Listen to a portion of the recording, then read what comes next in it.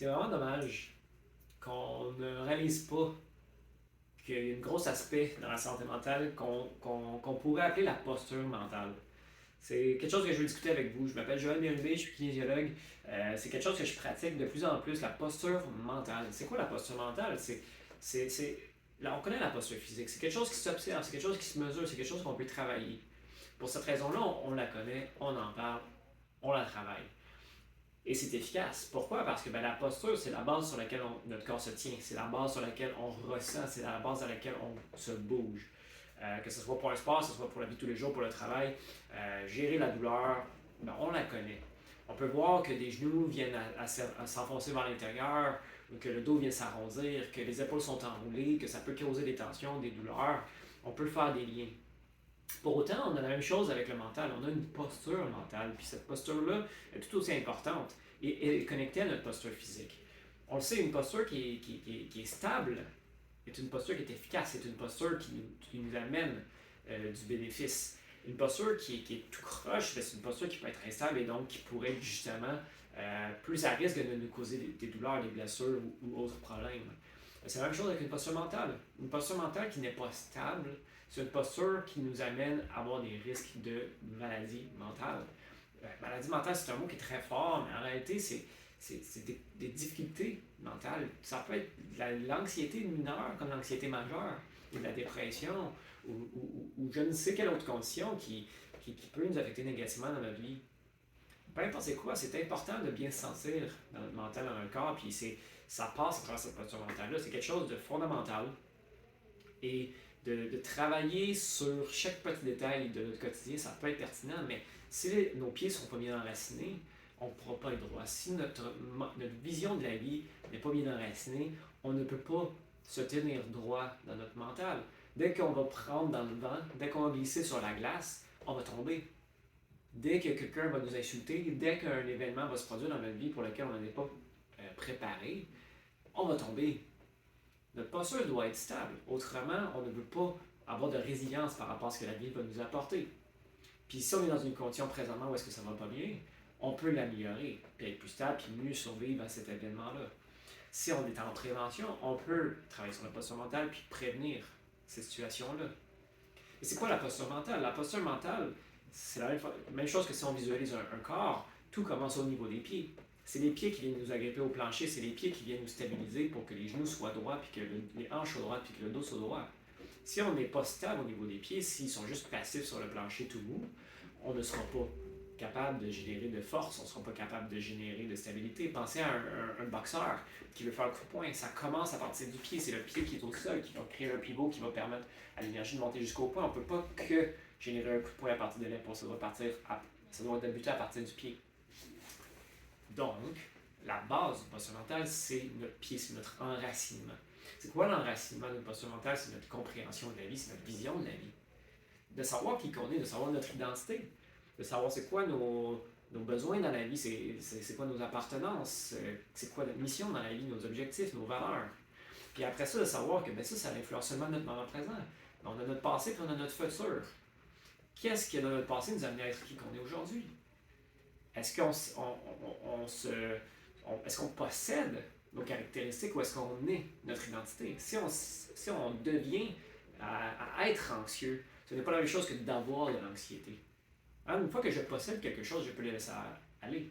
Si je vais m'en chercher ma bouteille d'eau qui est juste là-bas, que je la possède dans mes mains, mais seulement à partir de ce moment-là que je peux la laisser aller. Je ne peux pas le faire avant de la posséder. De l'anxiété, on en possède. On a de l'anxiété, on n'est pas anxieux. Il faut faire la distinction du moment où est-ce qu'on est anxieux, on ne peut pas s'en débarrasser, on ne peut pas la travailler, ça fait partie de nous. N'empêche que ça fait partie de notre passé. Notre passé nous amène à aujourd'hui. C'est notre passé qui a fait en sorte qu'aujourd'hui, présentement, je suis devant vous en train de vous parler. C'est mes actions du passé qui m'amènent à faire mes actions du moment présent. Donc c'est sûr que des fois, il faut travailler sur notre passé, mais des fois, il faut juste comprendre que nos actions du moment présent, des fois, on en est responsable, des fois, on n'en est pas. De la façon que nos parents nous ont élevés, que les amis auxquels on était en contact durant notre primaire, notre secondaire, notre école, nous ont influencés. Puis certaines choses, on ne peut pas revenir en passé. Beaucoup de choses de notre passé, en fait, la totalité de ce qui est dans notre passé, on ne peut pas le modifier. Mais il y a des choses dans notre passé aussi qui font en sorte qu'aujourd'hui, ça va être difficile pour moi de peut-être éviter de manger le gâteau qui m'attire sur le coin du bureau, puis qui va faire en sorte que je vais peut-être prendre du poids alors que moi j'essaie de perdre du poids. Que ce soit de la gestion de la douleur, de l'anxiété, de la dépression, de la perte de poids, je ne sais quelle condition, c'est toute notre passé qui influence nos actions du moment présent. C'est important de le prendre en considération. Sinon, on se tape sur les doigts constamment puis on pense que c'est tout le temps notre faute. Fait qu'on est tout le temps en train de nager à contre-courant. D'un côté, on essaie de faire des bonnes actions, mais après ça, on se pénalise parce que c'est notre faute si on n'a pas fait des bonnes actions. Oui, on doit se responsabiliser, excusez-moi, sur le moment présent. Mais il faut savoir se déresponsabiliser aussi du fait que ça va être plus difficile peut-être pour moi présentement de faire les bonnes actions. Que tant mieux, j'ai essayé de faire la bonne action. Zut, je n'y ai pas réussi, mais la prochaine fois, je vais essayer de répéter encore puis de faire meilleur. On ne peut pas tout avoir succès là, tous les fois. Là. Puis c'est une résultante de notre passé.